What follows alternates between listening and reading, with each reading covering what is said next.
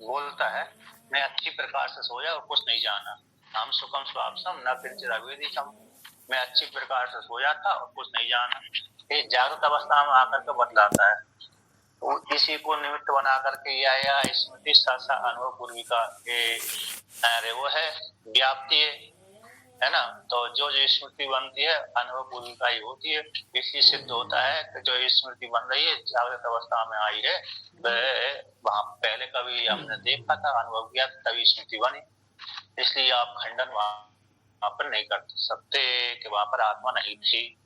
किंतु उस काल में तो किसी व्यक्ति को मालूम नहीं पड़ता कि मैं सो रहा हूँ कि नहीं हूँ, इस प्रकार से।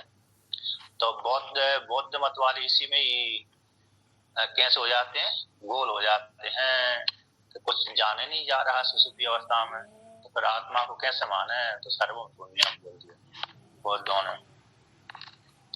अब यहाँ पर है उसी को लेकर के यहाँ पर शंका करते हैं,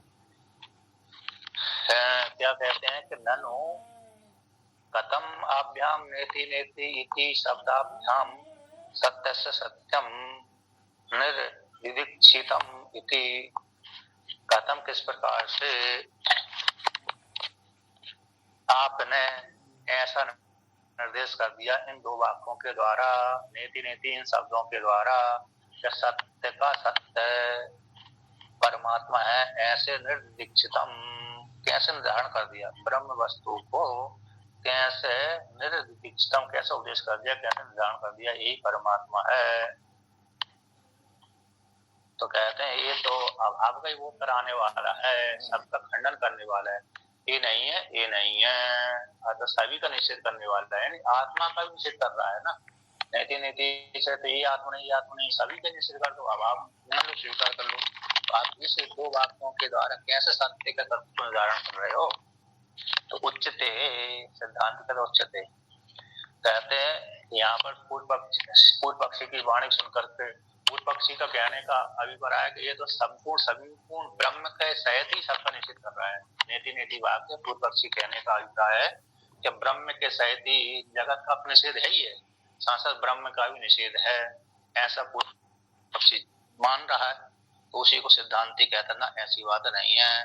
टीका में उसको कहते हैं निरअवधिक निषेध की सिद्धि न होने से, जो खंडन करने वाला निषेध करने वाला उसका निषेध नहीं किया गया है।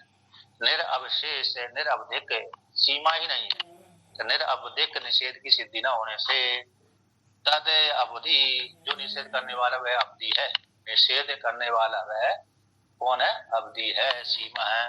अव्यक्त रूप से सत्य का सत्य वही ब्रह्म है, इस प्रकार से निर्देश करने के लिए इष्टम परिहरति सिद्धांति परिहार कर रहा था, ऐसी बात नहीं है। मतलब सिद्धांति ने कह दिया, पूर्व पक्षी कहता है सब ब्रह्म के सहित सबका निषेध है, पूर्व पक्षी का कहने का अभिप्राय है। सिद्धांति कहता ना जो निषेध करने वाला है उसका निषेध नहीं किया गया, जो निषेध करने वाला है उसका निषेध नहीं किया गया, और जो निषेध करने वाला संपूर्ण जगत का निषेध कर रहा है उसका तो निषेध है, किंतु निषेध करने वाले स्वयं का निषेध नहीं किया गया।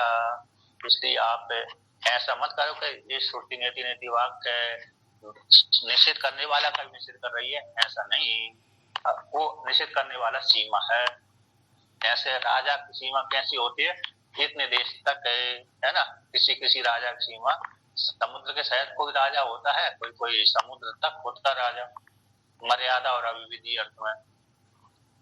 तो अभिविधि अर्थ में वर्णन कर दिया है ना मर्यादा, तो यहाँ मर्यादा तो अभिविधि में तो पूरा घेर लेता है, मर्यादा में तो सीमा हो जाती है, यहाँ तक ही आप कार्य कर सकते, इसके आगे आप कार्य नहीं कर सकते। तो यहाँ पर मर्यादा हम बोल दिया नहीं, यहीं तक निषेध कर सकते हैं, मर्यादा हो गई ना, कहाँ तक, यहाँ तक जो जगत दिख रहा है और जो नहीं दिख रहा है सुना जा रहा है वही जगत का निषेध है, बाकी जो आत्मा है उसका निषेध नहीं है। मर्यादा कर दी, सीमा कर दी। तो उसी कहते हैं वो सर्व उपाधि विशेष अपोहन अपोहन। तो कहते हैं संपूर्ण उपाधि विशेष का अपहन के द्वारा, अपोहन के द्वारा, अपोह के द्वारा।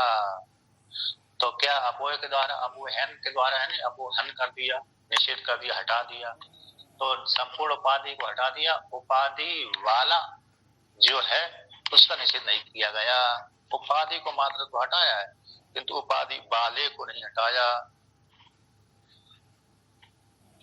निराश के द्वारा अपवहन कर दिया, बाद नंबर टिप्पणी में निराश के द्वारा उपाधि का निराश कर दिया। अब उपाधि जिसमें बची नहीं, वो व्यक्ति तो विशेष पर बचा हुआ है ना, उस व्यक्ति तो बचा हुआ ही है, तो व्यक्ति का निषेध नहीं किया गया। अतः व्यक्ति कौन हो गए? वस्तु कौन हो गए? ब्रह्म वस्तु हो गई। सारी ब्रह्म वस्तु में जितनी उपाधि वो हटा दिया, स्थूल शरीर हटा दिया, स्थूल शरीर हटा दिया, कारण शरीर हटा दिया। अब तुरीय जो स्वरूप है उसका तो खंडन नहीं किया। अब यहाँ पर पुनः पूर्व पक्षी कहता है, भाई अरे इतनी जरूरत क्या थी आपको निषेध मुक्त के द्वारा, निषेध मुक्त के द्वारा ब्रह्म का बोध कराने की क्या जरूरत है? नीति नीति के द्वारा सीधे सीधा विधि मुक्त से वर्णन कर दो ना, ऐसे नहीं ये ब्रह्म है, ये ब्रह्म है, ये ब्रह्म है। यत्र यत्र गता दृष्टि यत्र यत्र गतं मनः तत्र तत्र शिवम शांतम पश्यन्ति वेदपारगा। ऐसा बोल देना चाहिए। जहाँ जहाँ पर दृष्टि जाती है और जहाँ जहाँ पर मन जाता है, वहीं वहीं पर ब्रह्मवेत्ता लोग आत्मा को देखते हैं। विधि मुख से आत्मा को वर्णन कर दी। आत्मा छांदोग्य में आई है, आत्मा ऊपर है ना, उत्तरता दक्षिणता पश्चिमता, दक्षिणता उत्तरता पूर्वता पश्चिमता और ऊपरता अधस्ता, ऐसा वाक्य आता है। तो आत्मा ऊपर है, नीचे है, आगे है, पीछे है, बाएं है, दाएं है, सभी जगह आत्मा है। और भागवत भी मुक्ति को उपनिषद में भी जब समाधि का लक्षण करते हैं तो समाधि के लक्षण में जो वेदांत समाधि वर्णन करते हैं, आत्मा को सभी जगह देखता है, तो विधि मुख से वर्णन कर देना चाहिए। तो ब्रह्म का विधि मुख से निर्देश है, जब संभावना है बन जाती है, इसलिए निषेध मुख को द्वारा उस आत्मा का वो करा रहे हैं। विधि मुख से जब कार्य सीधी उंगली से घी निकल रहा है तो टेढ़ी उंगली लगाने की जरूरत पड़ रही है क्या नहीं? सीधे सीधे ही काम बन रहा है, तो फिर काय को इधर उधर ले जा रहे हो? तो ऐसा पूर्व पक्षी का कहना है। सिद्धांत के तरह यस्मिन न कश्चित विशेषो अस्ति, जिस परमात्मा रूप अधिष्ठान में कश्चित विशेष नहीं है। तो विशेष क्या है कि नाम रूप कर्म भेद जाति गुण भाव, ऐसी वो आत्मा है। नाम भी नहीं है, रूप भी नहीं है, कर्म भी नहीं है, भेद भी नहीं है, जाति भी नहीं है, गुण भी नहीं है। इसमें उसी को ऐसा उस परमात्मा को निषेध मुख के द्वारा ही बतला सकते हैं। यदि विधि मुख से बतलाएंगे तो कहीं कहीं नाम भी आ सकता है, कहीं कहीं रूप भी आ सकता है, कहीं कहीं गुण भी आ सकता है, कहीं जाति भी आ सकती है। इसलिए वो निर्विशेष वो शुद्ध आत्मा को नहीं जान सकते विधि मुख से। ठीक कभी कभी दोष आ जाता है, किंतु निषेध मुख से तो नाम रूप कर्म भेद जाति गुण सबका खंडन कर दिया। उसी को यहाँ पर टीका में अंतिम पंक्ति दे दिया, तद विधि मुख के द्वारा निर्दिष्टुम असत्यम इति शेषा। विधि मुख के द्वारा निर्विशेष आत्मा को निर्दिष्ट करने के लिए सत्य नहीं है, क्योंकि विधि मुख से वर्णन करेंगे आत्मा को तो कभी कभी नाम रूप गुण कर्म आदि आ जाते हैं भाई, है ना। सामने क्या दिख रहा है? रूप दिख रहा है, तो वही आत्मा कभी कभी उस रूप में दोष भी लगा देता है व्यक्ति, तो फिर निष्ठा नहीं बन पाती जल्दी विधि मुख में, है क्या नहीं। जैसे कि हमने बोल दिया, आचार्य ने बोल दिया कि शत्रु में भी आत्मा देखो, मित्र में भी आत्मा देखो, भेद मत करो।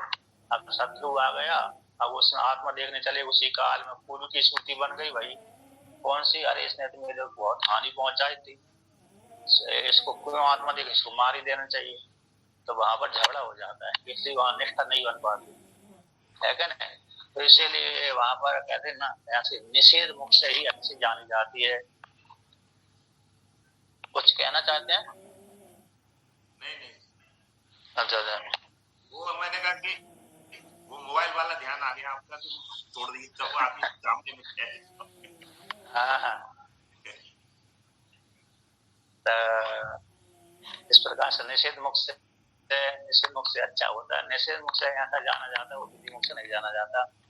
अब आगे वर्णन करते हैं उसी को। नाम रूप आदि के अभाव हो जाने पर ब्रह्म में शब्द की प्रवृत्ति, नाम रूप आदि अभाव होने पर भी। हाँ, एक वाक्य आता है, आदिगुरु शंकराचार्य भगवान ने एक वाक्य लिखा है, शब्दानाम अचिंत शक्ति, शब्दों में अचिंत शक्ति होती है। मैं भूल गया कौन सी प्रक्रिया ग्रंथ का ये वाक्य है, मतलब उपदेश शास्त्री में तो मेरे को मिला नहीं, लेकिन कहाँ का है भगवान जाने, कौन सी कोई उनका भगवान भास्कर का वाक्य है, शब्दा नाम अचिंत शक्ति, एक वाक्य आता है, पूरे श्लोक था। जैसे सुसुप्ति में भी व्यक्ति शब्द की प्रवृत्ति कहाँ तक होती है, कहते सुसुप्ति अवस्था तक। व्यक्ति गहरी नींद में सोया हुआ है ना, तो गहरी नींद में सोया हुआ है तो गहरी, जैसे मैं एक बार नर्मदा परिक्रमा में था, तो मंडला से ऊपर, मंडला से ऊपर था, और वहाँ जी क्या नाम, अंतिम वो जिला कौन सा है, अमरकंटक से नीचे, मंडला से ऊपर वाला जिला कौन सा है? शहडोल उमरिया नहीं, मंडला जिले से ऊपर जो यार नर्मदा किनारे, डिंडोरी से 30-40 किलोमीटर नीचे में था, 50 मीटर मान लो। अब वहां पर अकेला ही था, जंगल था, नदी नर्मदा जी का किनारा था। अब मैं सोया हुआ था और आधी रात को भयंकर बिजली चमकी, मेरी तड़की और मेरे पास में घर, कुटी के पास में गिरी, और आश्रम उस गांव तो 1.5 किलोमीटर 2 किलोमीटर दूर था। मैं जंगल में मात्र था अकेला, और इतनी जोर से तड़की कि मेरी गहरी सुसुप्ति में सोया हुआ था, हृदय काम गया, तो डर भी आ गया मेरे को, तो डर भी लग गया कहीं मेरी मृत्यु आने वाली है क्या, ऐसा शंका हो गई मेरी। और बाद में धीरे धीरे से शांत हुआ। तो मतलब एक क्या हुआ कि शब्द की गति हुई ना वहां पर सुसुप्ति अवस्था में, है क्या नहीं? तो सुसुप्ति अवस्था में शब्द की गति हो जाती है, तो कहते उसी प्रकार शब्द में अत्यंत शक्ति होती है, इसलिए परमात्मा गति है क्या स्वामी जी? समाज में भी शब्द की गति है, समाज में नहीं है ना? उसी को खंडन कर रहा है ना, यहाँ पर खंडन करने के लिए आया है कि पूर्व पक्षी कहता भाई ठीक है, नाम रूप की बात नहीं है, शब्द में अचिंत शक्ति होती है, इसलिए उसी के द्वारा जान लेना चाहिए। ठीक, हम शंका किए उसको। अरे 567 नंबर प्रश्न में पहली पंक्ति, नाम रूप आदि के अभाव मान लेने पर भी ब्रह्म में नाम रूप आदि के अभाव मान लेने पर शब्द प्रवृत्ति, आशंका शब्द की प्रवृत्ति हो जाए, ऐसी आशंका करते पूर्व पक्षी ने की है। क्योंकि सुसुप्ति अवस्था में तो हो जाता ना, व्यक्ति उड़ जाता शब्द की। यद्यपि राजा ने हिला करके जगाया था, यद्यपि राजा ने क्या किया था, जो सोए वाले व्यक्ति को हला कर जगाया था, किंतु एक विशिष्ट शक्ति होती, जोर से जब उसने हलाया तब वहां पर उसको मालूम पड़ा, जोर से हलाना अथवा जोर से चिल्लाना सामान। जो शब्द की प्रवृत्ति है वो जो 2 प्रकार की समाधियां होती है, तो उसमें जो सविशेष समाधि, निर्विशेष समाधि, सविशेष समाधि में शब्द की गति होती है, निर्विशेष में नहीं होती है। निर्विशेष में तो नहीं होती, मतलब सुसुप्ति तक को मैं वर्णन कर रहा हूँ। सुसुप्ति तक वहां तो तुरीय में पहुंच जाता है ना, निर्विशेष समाधि में जाते तो तुरीय में पहुंच गया, वो तो तुरीय में लीन हो गया, तो वहां पर तो शब्द की गति है नहीं तुरीय में। तो इस प्रकार से तो जोर से चिल्लाएंगे तो खुल जाती है थोड़ी, है ना, इसलिए वो शब्द में, इसलिए तो वहां पर भगवान भास्कर ने एक बोलता है, इसी शब्द के कारण फिर उसी शब्द को कहां पर रूढ़ कर दिया भगवान भास्कर ने 4 महावाक्यों में, तो 4 महावाक्यों के द्वारा ज्ञान हो जाता है। इस प्रकार से यदि लक्षित होता है तो कहते हैं इसलिए शब्द की प्रवृत्ति हो जाए, ऐसी आशंका पूर्व पक्षी कहते हैं। राम यद्यपि ब्रह्म में नाम रूप नहीं है, ठीक है, लेकिन शब्द की प्रवृत्ति मान लिया जाए, तो कहते हैं न, उसी को लेकर के तद्वारण ही शब्द प्रवृत्ति भवती। तद्वारण किसके द्वारा? कहते हैं इनके द्वारा ही नाम, रूप, कर्म, भेद, जाति, गुण के द्वारा ही शब्द की प्रवृत्ति होती है। अब ब्रह्म में ये है नहीं तो शब्द की प्रवृत्ति कहाँ से होगी? हमने 100 व्यक्ति खड़े हुए, उनमें से किसी को एक को बुलाना है, उसका नाम भी नहीं जानते, तो फिर कैसे बुलाएंगे, है कि नहीं? कोई ना कोई चिन्ह विशिष्ट हो, तो चिन्ह विशिष्ट होगा तो तभी उस व्यक्ति को एक व्यक्ति बुलाएंगे, नहीं तो सारे व्यक्ति आ जाएंगे।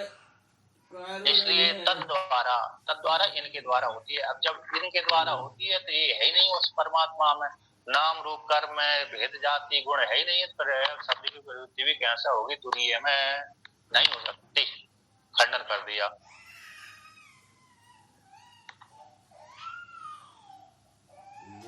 अब पूर्व नचा है ना, पूर्व पक्षी अब कहता है भाई थोड़ा देर के लिए थोड़ा मान लो ना कुछ तो जाति आदि में से एक आध तो मान लो, नाम गुण तो जाति आदि में से एक आध तो ब्रह्म है संभव मान लो, तब द्वारा ही शब्द की प्रवृत्ति हो जाएगी। चाहे जाति मान लो, चाहे गुण मान लो, चाहे भेद मान लो, इसको एक में एक तो मान लो, इसी के द्वारा शब्द की प्रवृत्ति हो जाएगी। कहते ना चाहिए शाम कश्चित विशेषो ब्रह्मणे अस्ति, नाम रूप कर्म भेद जाति गुण जो है विशेष दिख रहे हैं, ये इनमें से एक भी ब्रह्म में नहीं है।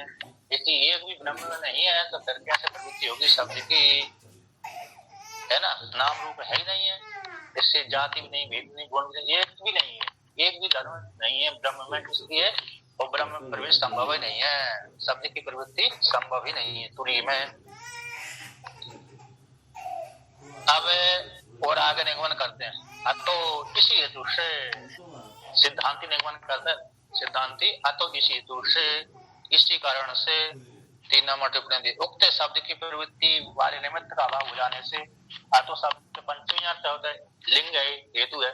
इसी हेतु से, किस हेतु से, परमात्मा में जाति नाम रूप कर्म गुण आदि नहीं है, इसी हेतु से उस परमात्मा को निर्दिष्टुम, यह परमात्मा है परमात्मा है, इदम तद है, इदम है परमात्मा, तद है परमात्मा, ऐसा निर्देश करने के लिए शक्य नहीं है। निर्देश करने के लिए शक्य तभी होता जब परमात्मा में या तो नाम होता, अथवा रूप होता, अथवा कर्म होता, अथवा भेद होता, अथवा जाति होती, अथवा गुण होता, तभी परमात्मा को इदम होता कह सकते थे। किंतु परमात्मा में इदम तत्व नाम रूप जाति आदि कर्म है ही नहीं है, तो इदम तत्व कैसे कह सकते हैं। इसलिए परमात्मा को निर्देश करने के लिए शक्य नहीं है विधि मुख से, है ना, विधि मुख से बहुत बदलाया नहीं जा सकता। किसी निश्चय मुख के द्वारा ही परमात्मा को ठीक ठीक ज्ञान होता है। अब व्यतिरिक्त दृष्टांत के द्वारा सिद्ध करते हैं। व्यतिरिक्त दृष्टांत क्या है, देखो भाई जैसे लोक में हम किसी वस्तु को बताते हैं तो सींग पकड़ कर, जैसे गाय को बतलाते हैं, तो गौर असौ स्पंदते शुक्लो विषाणीति यथा लोके निर्दिश्यते न तथा उसी प्रकार से ऐसा इस परमात्मा को नहीं बोध कराया जा सकता। जैसे लोक में गौर असौ गौ है, गाय है, कैसे सींग पकड़ लिया, क्या पकड़ लिया उसको, सींग पकड़ लिया है, गाय है, स्पंदन कर रही है, चल रही है, शुक्ल गुण वाली है, विषाण सींग वाली है। ऐसे लोक में इस गाय के सींग को पकड़ करके उसका निर्देश कर दिया जाता है, इसको गाय बोलते हैं, इसको अश्व बोलते हैं, इसको गर्दभ बोलते हैं, है ना, इसको महिष बोलते हैं, इसको मेष आदि बोलते हैं। तो इस प्रकार से गाय को जैसे सींग पकड़ करके बतला दिया जाता है, गुण को लेकर के, चेष्टा को लेकर के, सींग आदि को लेकर के, रंग को लेकर के, तो कहता है उसी प्रकार से ब्रह्म को बता देते कि ना, उसी प्रकार से ब्रह्म को नहीं बताया जा सकता, है ना। तथा उसी प्रकार से तथा काट हो गए यहाँ, उसी प्रकार जैसे लोक में गाय को हम स्पष्ट रूप से इस प्रकार से बतला देते हैं, ऐसा ब्रह्म को नहीं बताया जा सकता। तो ब्रह्म को कैसे बताया जा सकता है, निश्चित मुख के द्वारा ही। ये व्यतिरेक में दृष्टांत है, किसमें दृष्टांत है, व्यतिरेक में। तो कहते हैं अध्यारोपित कैसे बतलाते हैं परमात्मा को, इस प्रकार से सबका निषेध करने पर कहते हैं अध्यारोपित नाम रूप कर्म द्वारा ब्रह्म निर्दिश्यते विज्ञानम आनंदम विज्ञान घन एव ब्रह्म आत्मा इत्येवं आदि शब्द ही।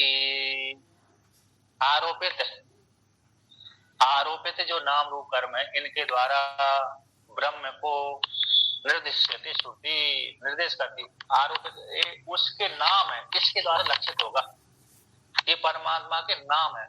जैसे आपने उपदेश शास्त्री में आता है, उपदेश शास्त्री में आता है कि परमात्मा को अब आपने जान लिया ये ब्रह्म है, मैं ब्रह्म हूँ, तो वहां पर मैं को भी छोड़ने का निषेध किया, क्या किया, अब आप इस मैं को भी छोड़ दो, हम मैं हिंदी में तो नहीं होगा, संस्कृत में हम हो गया, जिस हम के द्वारा आपने अपने आप को जान लिया मैं ही ब्रह्म हूँ, हम ब्रह्म अस्मि।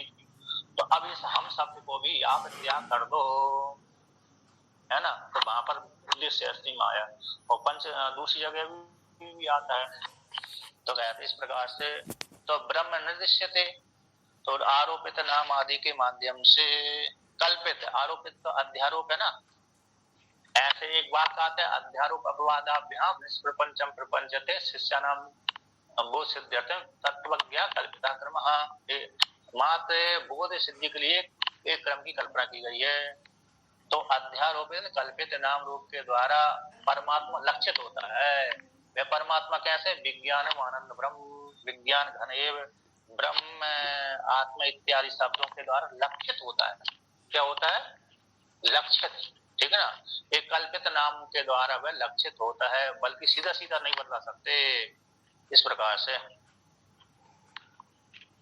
तो यहाँ पर व्यतिरेक में दृष्टांत है, व्यतिरेक है ना, व्यतिरेक में दृष्टांत डालने से कल्पित नामों के द्वारा वो लक्षित होता है। जैसे गंगायाम घोषा, सीधा सीधा गंगा में घर, सीधा सीधा गंगा में घर नहीं है, वो सीधा सीधा गंगा में घर मानेंगे तो वो डूब ही जाएगा बाढ़ के समय में।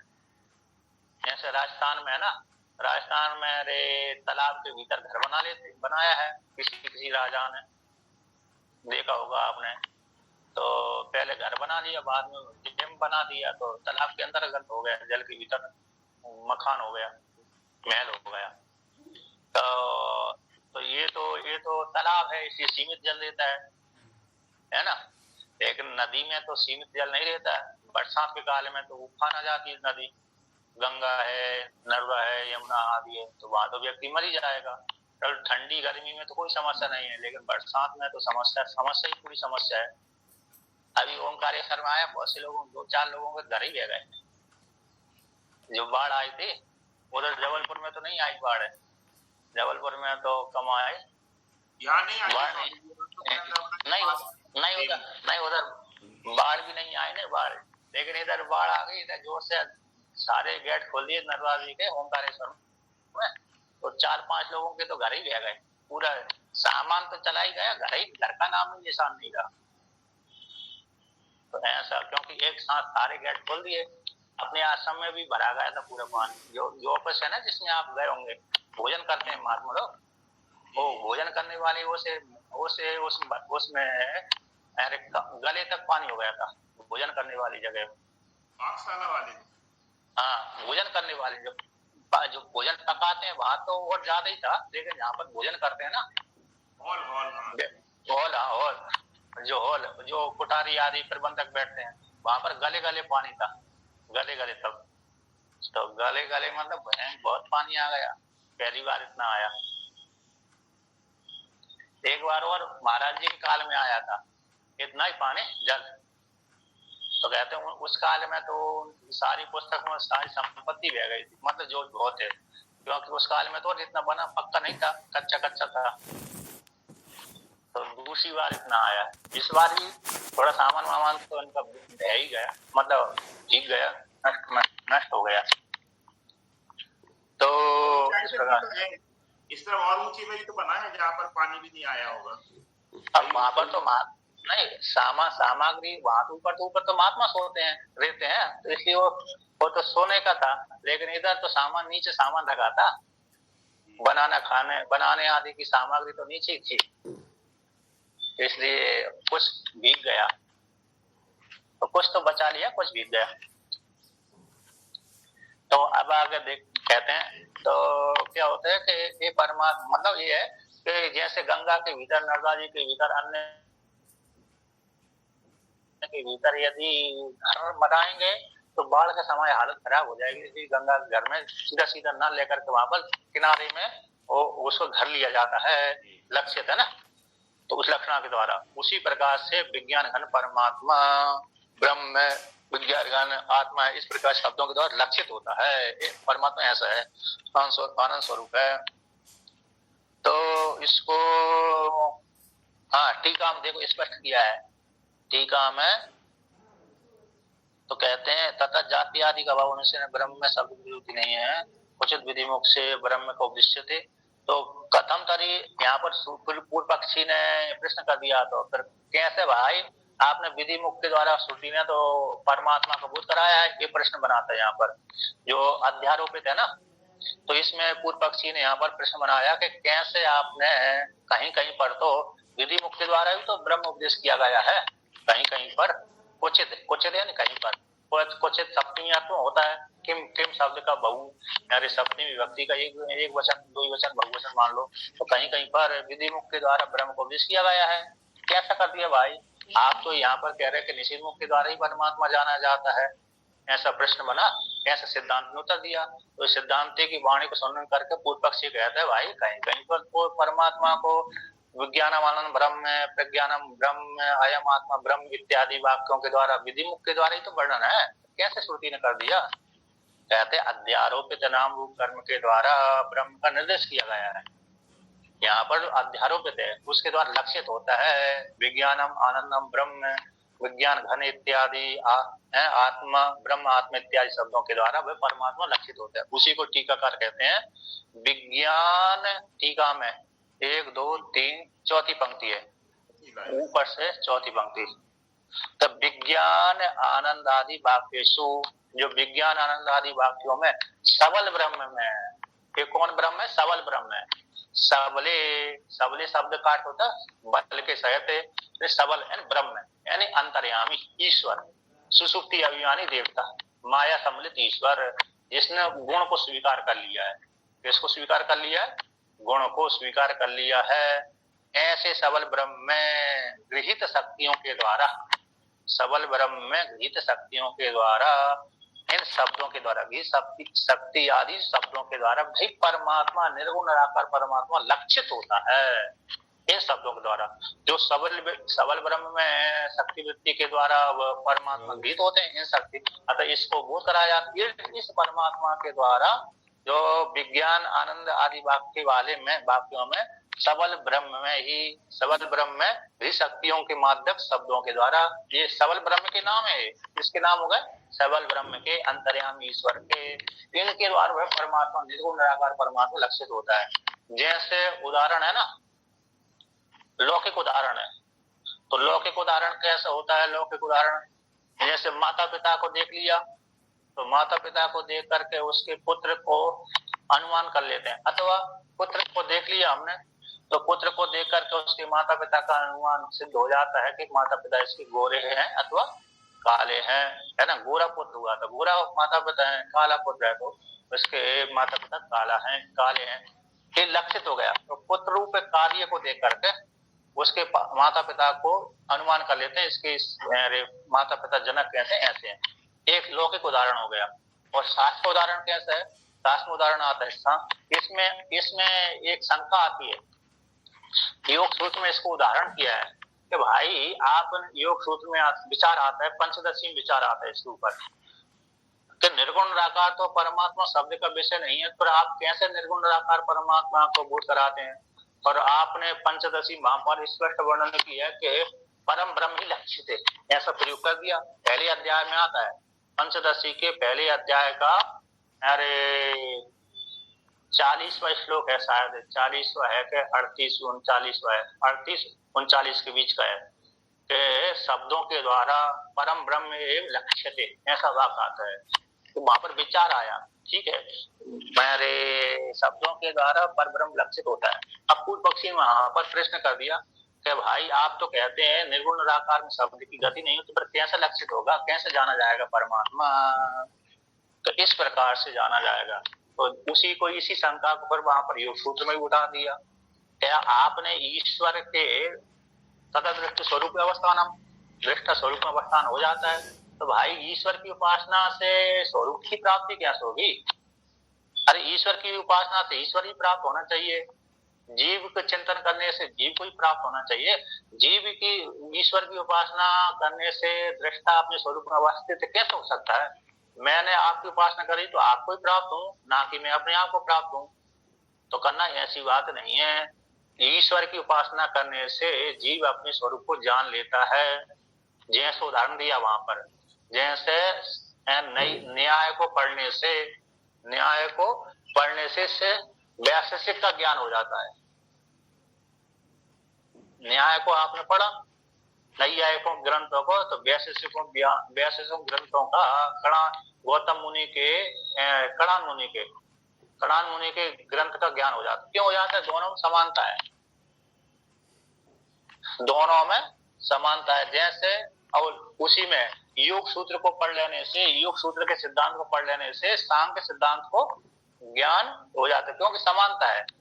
एक 25 तत्व मानते, एक 26 तत्व मानते, इतना ही मात्र भेद है, लेकिन प्रकृति जीव सब समान ही मानते हैं। अब वहां पर नैयायिक और बौद्ध मतलब किसमें कणान मुनि मत और गौतम मुनि के मत, एक को मत पढ़ लो आप, एक के मत को पढ़ने से दूसरे मत को अपने आप ही ज्ञान हो जाएगा, क्योंकि समानता है। इसलिए तर्क संग्रह में दोनों के मत है। वहां पर तर्क संग्रह नामक जो पुस्तक छापी, जिन अन्नम भट्ट ने लिखी है, एक की अकेली नहीं है, दोनों के मतों को मिश्रीकरण कर दिया, तो दोनों के मतों का एक कर दिया। एक ग्रंथ पढ़ने से दूसरे ग्रंथ अपने आप ही पढ़ लिया जाता है। उसी प्रकार से ये दृष्टांत है, दृष्टांत को दाष्टान्त घटाते हैं, तो दृष्टांत को दाष्टान्त कहते हैं। ईश्वर के द्वारा, ईश्वर का साक्षात्कार से परमात्मा ही लक्षित होता है, ये सिद्ध कर दिया। उसी प्रकार से यहाँ पर ईश्वर में जो शक्ति वृत्ति के द्वारा जिस तत्व का ग्रहण हो रहा है, उनके द्वारा निर्विशेष परमात्मा ही क्या होता है? लक्षित होता है। इसलिए बात आया विज्ञान आनंद आदि वाक्यों में विज्ञान है, आनंद है, घन इत्यादि ब्रह्म शब्द, आत्म शब्द आदि वाक्यों में सबल परमात्मा में, ईश्वर में अंतर्यामी, सबल शब्द का होता है ईश्वर अंतर्यामी परमात्मा, ठीक है ना। इसमें गृहीत शक्ति वाले शब्दों के द्वारा है ब्रह्म एवं लक्ष्यते, ब्रह्म ही लक्षित होता है। इस प्रकार से टीका में स्पष्ट कर दिया, लक्षित हो इन कल्पित नामों के द्वारा नर परमात्मा ही लक्षित होता है। अब उसी को अब आगे और बढ़ते हैं। पूर्व पक्षी यहाँ पर प्रश्न कर रहा है, भाई पूर्व पक्षी कहता है भाई लक्षणा की अपेक्षा क्या, लक्षणा को तो छाड़ दो, लक्षणा को तो छोड़ दो, लक्षणा की उपेक्षा करके साक्षात ब्रह्म का निर्देश क्यों नहीं कर रहा? सीधा, अरे सीधा जैसे गाय हम सीधा सीधा बतला देते हैं हम, जैसे एक गाय है सींग पकड़ कर जैसे गाय बतलाते ना, एक गाय है, उसी प्रकार से आप सीधा सीधा ब्रह्म को क्यों नहीं बतलाते? लक्षणाकार के क्यों लगाते हो? लक्षणा गंगा के किनारे में घर है, सीधा सीधा बोलो ना, गंगा के बीच में घर है, ऐसा बोल देना चाहिए। गंगा के बीच में ना बोलकर गंगा किनारे घर है, लक्षणा के द्वारा गंगा किनारे क्यों ले रहे हो? सीधा सीधा बोल देना चाहिए गंगा के भीतर ही घर है।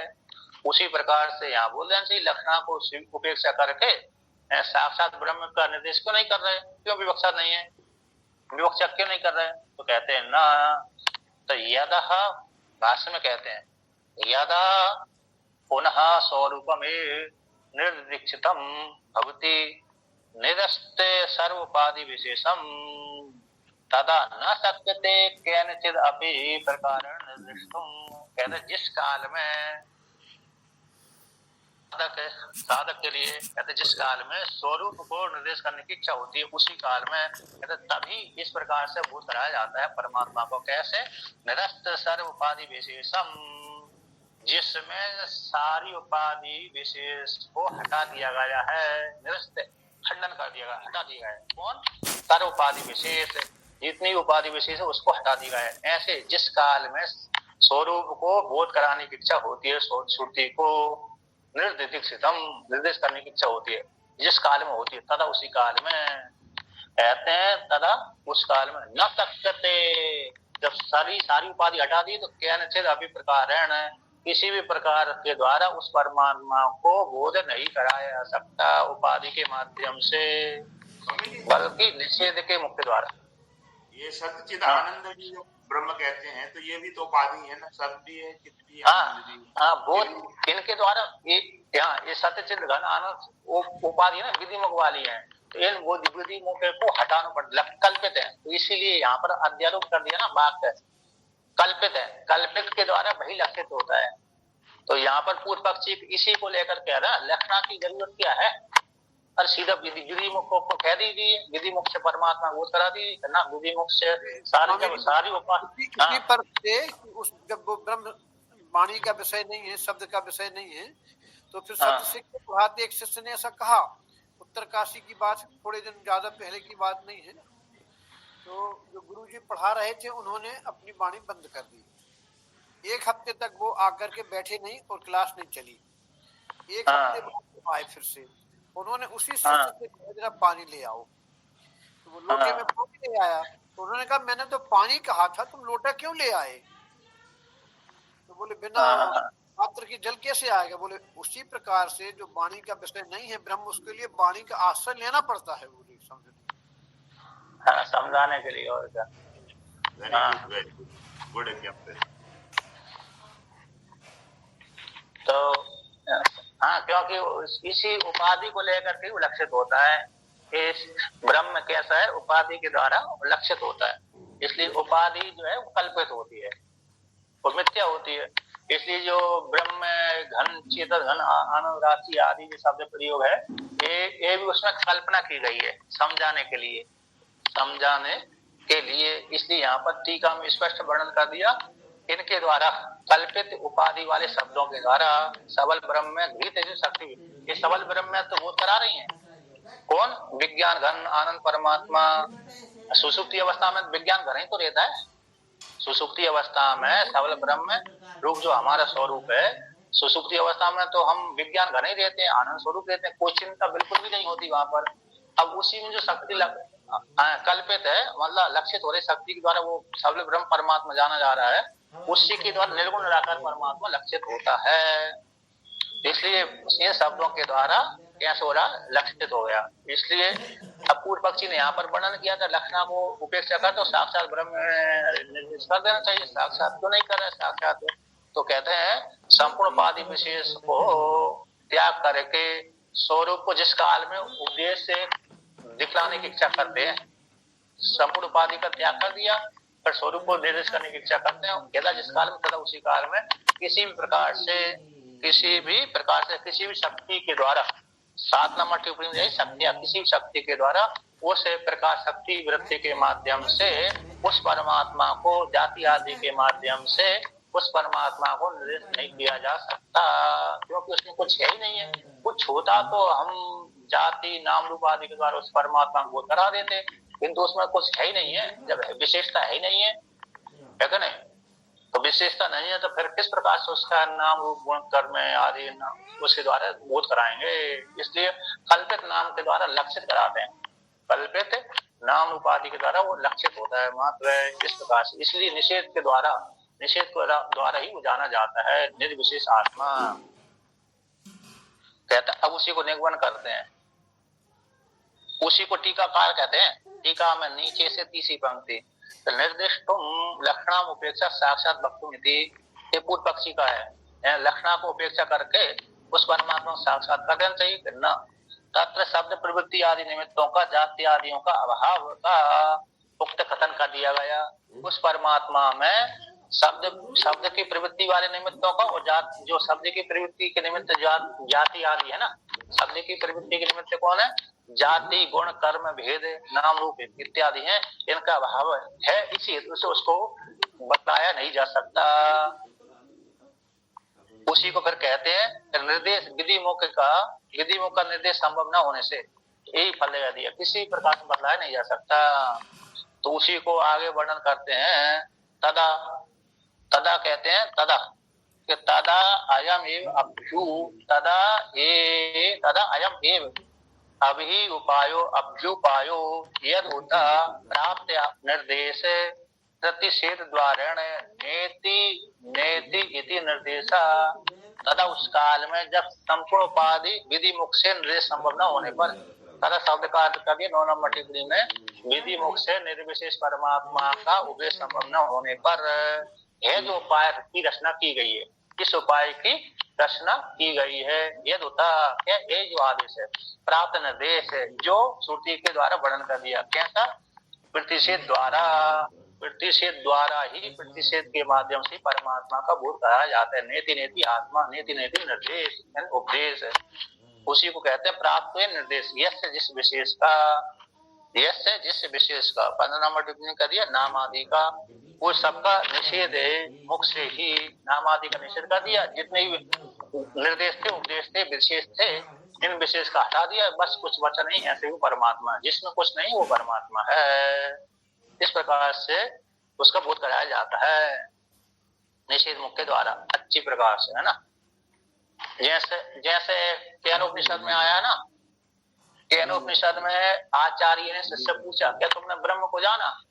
2 शिष्यों से पूछा, तो एक शिष्य ने कहा मैंने अच्छी प्रकार से जाना, प्रतिबोध विदितम, मैंने जान लिया, परमात्मा को जान लिया। तो उसने आचार्य ने कहा नहीं, तुमने अच्छी प्रकार नहीं जाना, तुम जाओ दोबारा चिंतन करो, दोबारा को उसको जानने की प्रयत्न करो।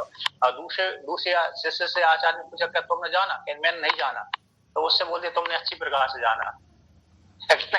जिसने जाना उसको खंडन कर दिया, तुमने अच्छी प्रकार से नहीं जाना, उसको नहीं जाना, जाओ दोबारा फिर प्रयास करो, थोड़ा सेवा फिर करो, मतलब चिंतन करो, उसका तात्पर्य है। तो उसमें जिसने जाना उसमें ऐसी घड़े की तरह जाना था ना, उसने उपाधि से युक्त जान लिया ब्रह्म में उपाधि को। अब जिसने नहीं जाना ऐसा बोल दिया, तो उसने उपाधि से रहित होकर के निर्विशेष रूप से जाना था, उससे उसी को कहा तुमने अच्छी प्रकार जाना। मतम ऐसे न मतम, मतम प्रतिबोध वित्तम मतम, इस बात को लेकर के यस्य मतम तस्य मतम, मतम यस्य न वेदसा, यस्य मतम तस्य मतम, मतम यस्य न वेदसा। जिसका मत है कि मैंने जान लिया, तो उसने आचार्य कह दिया तुमने नहीं जाना। जिसने कह दिया, जिस शिष्य ने कह दिया कि मैंने नहीं जाना, तो उसी से कह दिया आचार्य ने तुमने जान लिया। यस्य मतम तस्य मतम, मतम यस्य न वेदसा, इस प्रकार ये वाक्य आता है। तो निषेध के द्वारा, तो निषेध मुख से जिसने जाना उसी ने परमात्मा को जाना, और जिसने विशेषण विशेष भाव से जाना, तो उसने परमात्मा को नहीं जाना। इस प्रकार से वर्णन कर दिया। अब आगे और वर्णन करते हैं।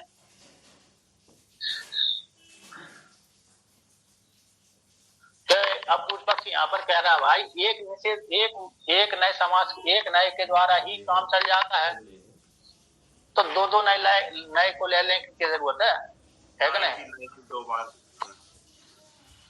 जैसे लौकिक उदाहरण जान लो, लौकिक उदाहरण कौन सा है? जैसे विवाह को लेकर एक ही पत्नी से काम चल रहा है, तो दो विवाह करने की क्या जरूरत है कि नहीं? ये तो